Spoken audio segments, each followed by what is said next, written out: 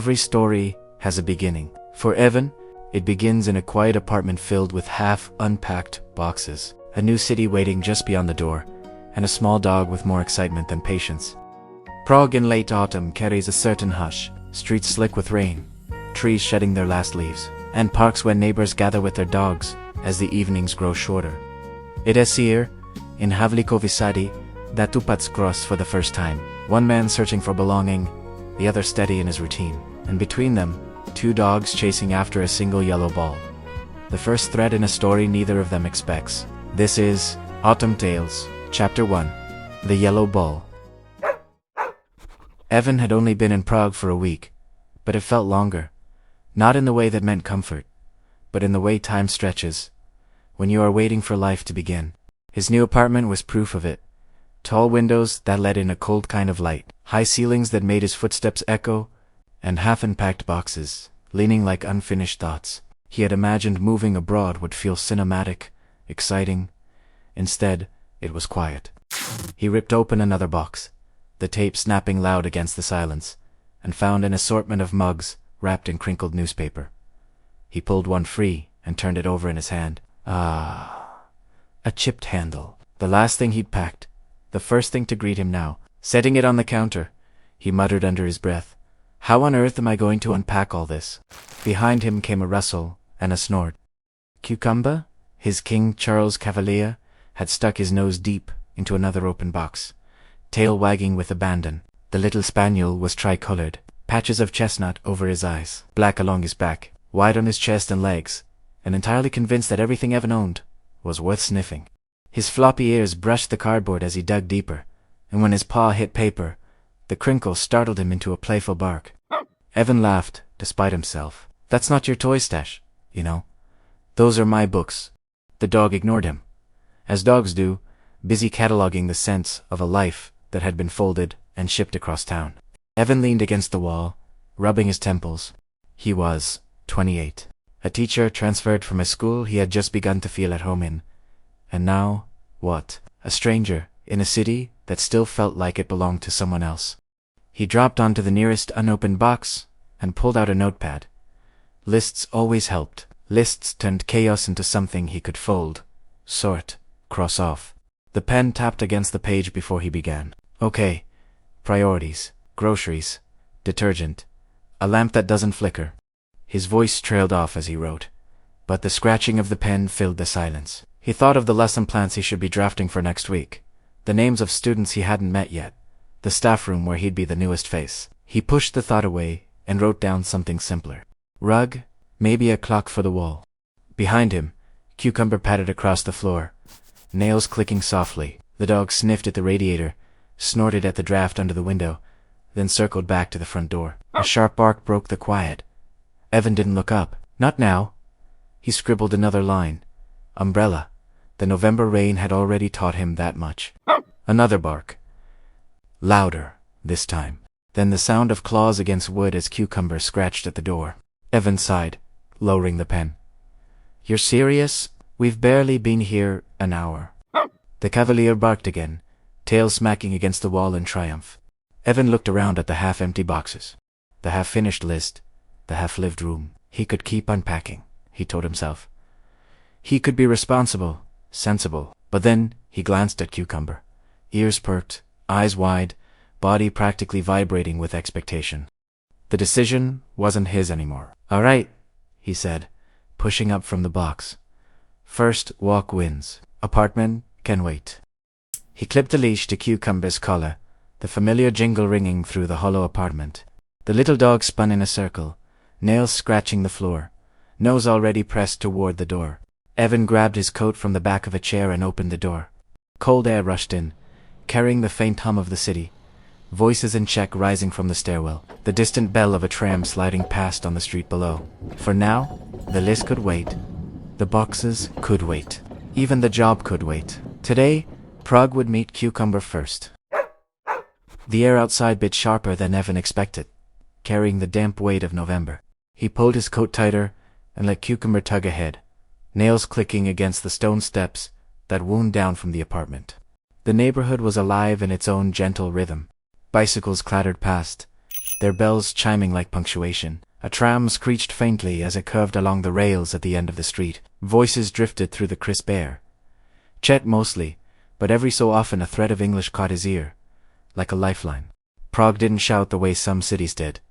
It hummed. Its charm was quieter, waiting to be noticed. Evan let his eyes catch on the little things.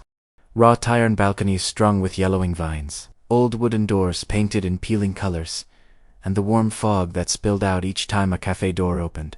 He slowed near one corner where a chalkboard leaned outside a cafe. The words scrawled in both Czech and English. Dog-friendly, coffee to warm your hands. A stainless steel water bowl sat beside the door, half full, proof enough that dogs were more than welcome. A small terrier barked from inside, then disappeared under a table as its owner shushed it with a laugh. Across the street, a different sign promised soup of the day and mulled wine. At another window, Evan spotted two retrievers sprawled under a table while their owners talked over steaming mugs. Cucumber paused, nose pressed to the glass, tail wagging as if to say, "Here, this one." Evan smiled faintly and tugged him along. Not today. The boxes were still waiting, and so was his list. But it was good to know these places existed. Corners where he might sit one day, a coffee in hand, cucumber curled at his feet, and not feel like such an outsider. The streets narrowed as he walked, cobblestones uneven underfoot, until the trees of Havlíčkovy's sady appeared ahead, their branches stripped almost bare. The park lay spread out beyond the gate, voices and laughter carrying on the wind, and the sound of dogs barking in every direction. Cucumber pulled harder on the leash, straining toward the promise of grass, freedom, and company. For Evan, it was just another walk. But for Cucumber, it was the beginning of everything. The stone steps curved down into the park, slick with fallen leaves that glistened after the morning rain. Evan paused for a breath, taking it all in. Havlíčkovy sady stretched wide before him, a sloping hillside carved into paths and trees, the last of the autumn gold, clinging stubbornly to the branches. The air was sharper here, carrying laughter, barks, and the faint pop of a tennis ball against wet grass. Cucumber's ears perked at the sound, his entire body leaning forward as though his leash were the only thread keeping him tethered. Evan unclipped it, and barely had time to say, "Go on," before the little spaniel took off, his tail a blur, his paws scattering leaves behind him. Around him, the park was alive with routine. Neighbors clustered along the path, their voices a mix of Czech and English, sharing coffees from paper cups, while their dogs darted around in chaotic freedom. A shepherd mix bounded after a stick. Two beagles barked at a lab who ignored them completely, and everywhere, leashes dangled from wrists or coiled in pockets, because here, in this corner of Prague, the rules belonged to the dogs. Evan shoved his hands into his pockets and let the tension of the morning slip from his shoulders. For the first time since unpacking, he felt lighter. Watching Cucumber tumble into the fray, ears flapping was enough to make the empty apartment seem less important. Boxers could wait. Lists could wait. This was the point of it all. The moment Cucumber hit the grass, he became a streak of fur and ears. He bounded into the grass, with the eagerness of a dog who believed the whole world had been waiting just for him. Leaves scattered under his paws, his tail curled high like a banner as he darted toward the heart of the field. That was when Evan saw him, the golden retriever. Larger, heavier, moving with the kind of confidence that came from knowing exactly how the game was played. A ball sailed in an arc above the grass, bright yellow against the gray sky, and the retriever launched after it, legs stretching, chest forward, the image of joy. And right beside him, too small to be a rival but bold enough to try, came Cucumber. The Cavalier's stride was shorter, his ears flapping wildly with every bounce, but he chased as if the whole contest were his to win. In a tangle of fur and excitement, both dogs skidded to a halt, noses pressed into the grass, tails wagging furiously. They sniffed, circled, bumped shoulders, then dove into a game that seemed like they'd known each other all their lives. Evan jogged forward, slower, his breath catching from the cool air, and that's when he noticed the man. Tall, broad-shouldered, jacket collar, turned up against the chill. His posture was relaxed, but his eyes were fixed on the retriever with a steady warmth, the kind of gaze that spoke of years of routine. He bent, whistled once, and the golden trotted back, toward him, only to be pulled sideways again. As Cucumber barreled after him, refusing to let the game end, the man looked up, and for a moment his eyes caught Evan's across the field. A flicker of recognition passed between them. Not familiarity, not yet, but the unspoken acknowledgement that came when dogs decided on friendship before their owners did. Evan hesitated, fingers tightening in his pocket. He offered the faintest smile, quick and uncertain, before Cucumber's bark tore through the distance, demanding another chase. The golden retriever obliged, and just like that, the park belonged to the dogs.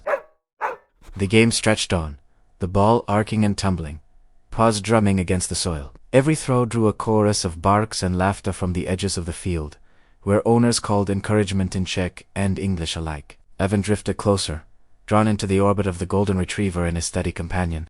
The man's hand lifted. A bright yellow ball pinched between his fingers. With an easy throw, it soared, spinning high above the grass. The retriever bolted, muscles rippling, but Cucumber lunged too, refusing to let his new friend win alone. They reached it together, rolled in a heap, and then as if conspiring both bounded back. The retriever with the ball clamped firm in his jaws, Cucumber bouncing alongside like he'd been the one to fetch it. The man crouched, ruffling retriever's fur as he pried the ball free. His laugh carried low and warm, the kind that came easy. Evan caught it and felt something loosen in his chest. "Ten Cucumber ever the opportunis? Made this move." With a triumphant yip, he darted forward, snatched the ball from the man's hand, and held it hostage in his small mouth. He didn't run away with it, though, not yet. Instead, he stood proudly, tail wagging furiously, as though demanding applause. Evan flushed, stepping in quickly. "Sorry about it." His words trailed, embarrassed. But the man only chuckled, eyes crinkling at the corners. "Same. He pretends to bring it back, then circles me until I bribe him with a treat." The ball dropped with a wet thud at their feet. Cucumber shook himself, satisfied. The silence that followed wasn't sharp, just a quiet gap where introductions belonged. Evan shifted his tote higher on his shoulder, then nodded toward the retriever. "He's beautiful. What's his name?" "Sunni." The man's hand brushed over the dog's head as he spoke. Evan hesitated, then smiled faintly. "And this is Cucumber." The man blinked, surprised, and then his mouth curved into a grin. "Cucumber." Evan rubbed the back of his neck. It sounded clever at the time. "He doesn't seem to mind." And the little cavalier barked once, triumphant. The man's laugh settled into the space between them, not mocking, just amused in the kindest way. "It suits him," he said at last.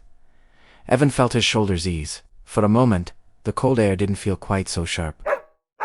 The throws kept coming, though the air had shifted. Shadows stretched longer across the field, the chatter of other owners fading as one by one they clipped leashes and drifted toward the gate. Only a handful remained, their voices carrying soft and far in the cooling air. The man lifted the ball again, his arm steady, the motion practiced. The retriever bounded forward then, to Evan's surprise, stopped short. Golden fur brushed against his leg as the dog pressed close, tail wagging with earnest insistence.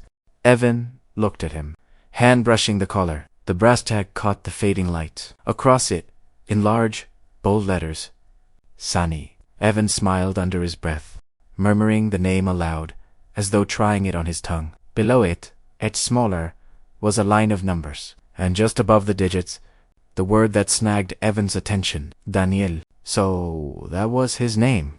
Meanwhile, the ball rolled idly in the grass, forgotten.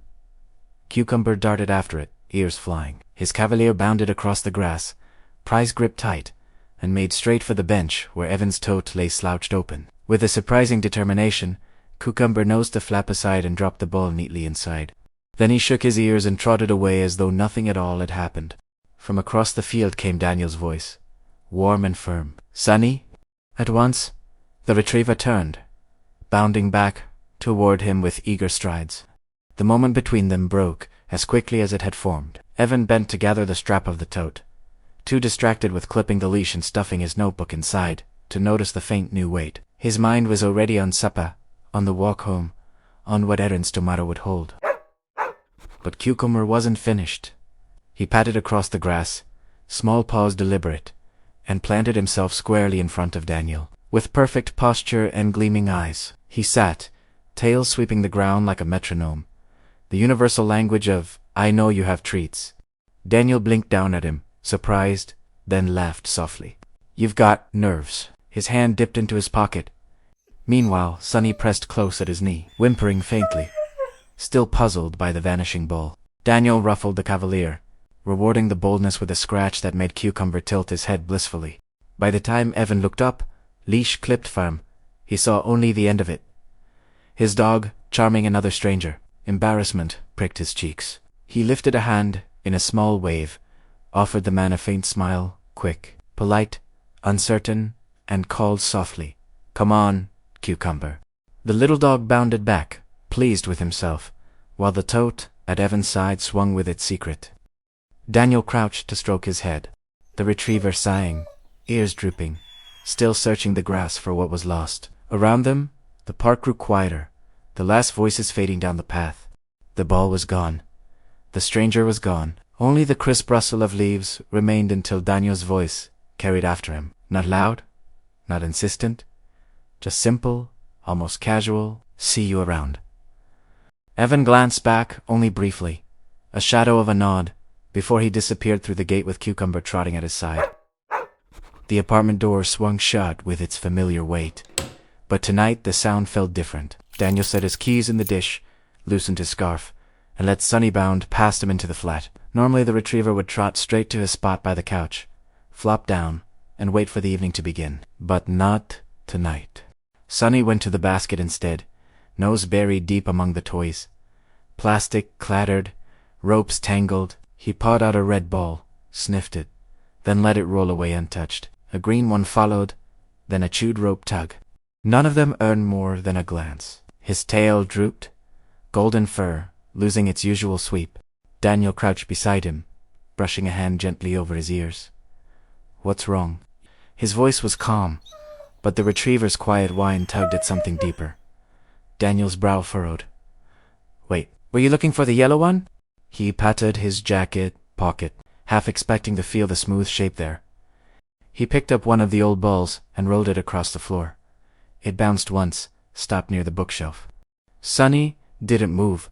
He only looked back at Daniel, eyes steady, as if the point hadn't been made clearly enough. Daniel exhaled, rubbing his palm over the dog's back. "That yellow one, huh? I'll buy you a new one." But Sonny only pressed closer, head leaning into Daniel's leg, then turned his nose toward the door. A soft sound rose in his throat, not loud, not demanding, but the kind of plea Daniel had never been good at ignoring. For a moment, he resisted. He stayed kneeling there, hand resting on the retriever's head, reminding himself it was just a toy. Just one ball out of many. But Sonny's tail flicked once, then stilled again. His eyes lifted, patient, hopeful, to knowing. Then Sai gave the fur a final brush. "All right, just once. We'll check, but don't blame me if it's gone." The retriever rose at once, ears high, tail wagging with sudden urgency. Daniel clipped the leash, pulled his jacket back on, and stepped out into the cool night. The park was hushed, emptied of its daytime chorus. Only the rustle of leaves and the faint echo of traffic beyond the trees remained. Daniel let Sonny lead him to the field, but the grass was dark, the benches bare. They searched a while, circling paths, scanning shadows. Nothing. No bright yellow gleam waiting in the dirt. Back at the apartment, Sonny followed reluctantly, steps slower now. Daniel sat on the couch, tugged the retriever close, and reached for the brush. Long, steady strokes moved through the golden fur, each pass gentling the dog's restless body. Sonny sighed, curling down beside him at last, though a faint whine still lingered at the back of his throat. Daniel bent low, pressing his forehead briefly to the retriever's warm head. "We'll find it," he whispered. "Don't worry." But the words carried softer than they were meant to, because Daniel wasn't sure if he was talking only about the ball anymore. The stairwell smelled faintly of dust and old stone, the kind of scent that clung to historic buildings. By the time Evan reached the second floor, his toe dug a line into his shoulder and his breath carried a quiet edge of fatigue. Cucumber, however, trotted proudly at his side, leash slack, tail swishing as though he'd won some private game. Inside the apartment, the air was cooler, filled with the cluttered silence of a place not yet lived in. Boxes crowded the walls, half-unpacked stacks, leaning against one another like impatient reminders. Evan slid his shoes off and nudged the tote aside, already thinking about what to tackle next. Cucumber darted straight for the boxes. nose twitching, weaving between cardboard edges with little huffs of excitement. Evan pulled one toward him, the one scrawled in marker, cucumbers things. At last, something useful. He dug through it, pulled out the small dog bed, and set it down in the corner. Cucumber leapt into it instantly, circled once, then flopped down, as if it were a throne. A satisfied sigh left Evan's chest. Progress. But not 10 seconds later, the Cavalier was up again, trotting back, whining, sharp and insistent. Evan rubbed his forehead. "Oh, dinner." The dog barked once. Confirmation. Evan dragged another box closer, flipped it open, sweaters, another books. He cursed under his breath. "Not this one?" Cucumber barked again, louder this time, nails tapping impatiently against the floor. All right. Evan reached for the water bowl instead, filling it from the tap and setting it down. "Here. Drink first while I find it." Cucumber sniffed, looked at the water, then back at Evan.